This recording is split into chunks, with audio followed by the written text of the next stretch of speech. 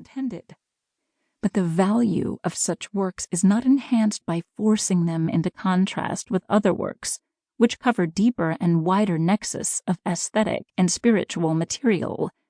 It is the very subtlety of the vitality of such works as Antony and Cleopatra and Lysistrata that makes it so easy to undervalue them, to see only a phallic play and political pamphlet in one, only a chronicle play in a grandiose method in the other.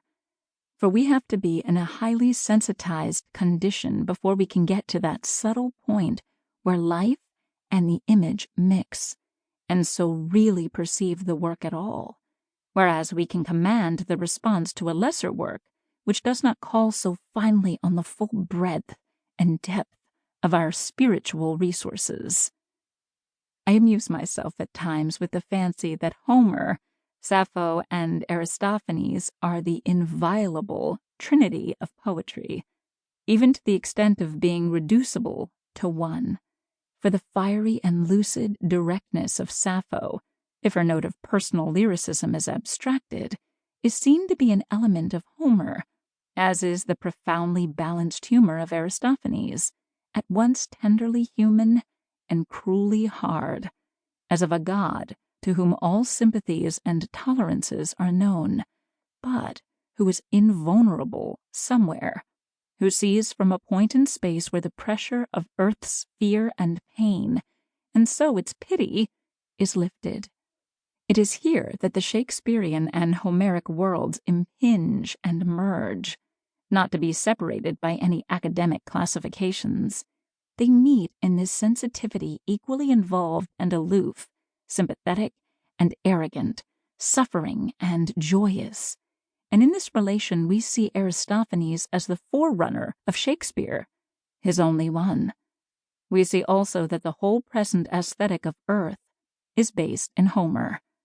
We live and grow in the world of consciousness bequeathed to us by him, and if we grow beyond it through deeper Shakespearean ardors, it is because those beyond are rooted in the broad basis of the Homeric imagination. To shift that basis is to find the marshes of primitive night and fear alone beneath the feet. Christianity. And here we return to the question of the immorality of Lysistrata.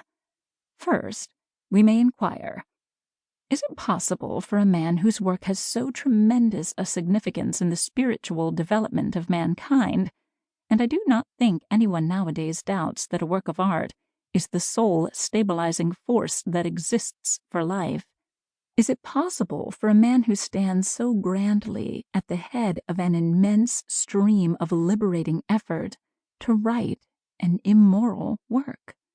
Surely the only enduring moral virtue which can be claimed is for that which moves to more power, beauty, and delight in the future. The plea that the question of changing customs arises is not valid, for customs ratified by Aristophanes, by Rabelais, by Shakespeare, have no right to change. If they have changed, let us try immediately to return from our disgraceful refinements to the nobler and more rarefied heights of lyric laughter, tragic intensity, and wit, for we cannot have the first two without the last.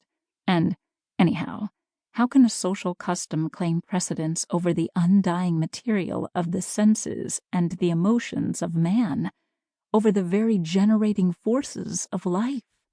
How could the humanistic emotions such as pity, justice, sympathy exist, save as pacifist quietings of the desire to slay, to hurt, to torment?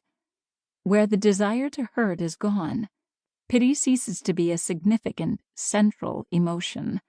It must, of course, continue to exist, but it is displaced in the spiritual hierarchy, and all that moves courageously, desirously, and vitally into the action of life takes on a deeper and subtler intention.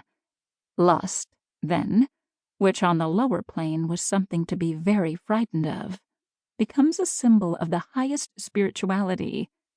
It is right for Paul to be terrified of sex, and so to hate it, because he has so freshly escaped a bestial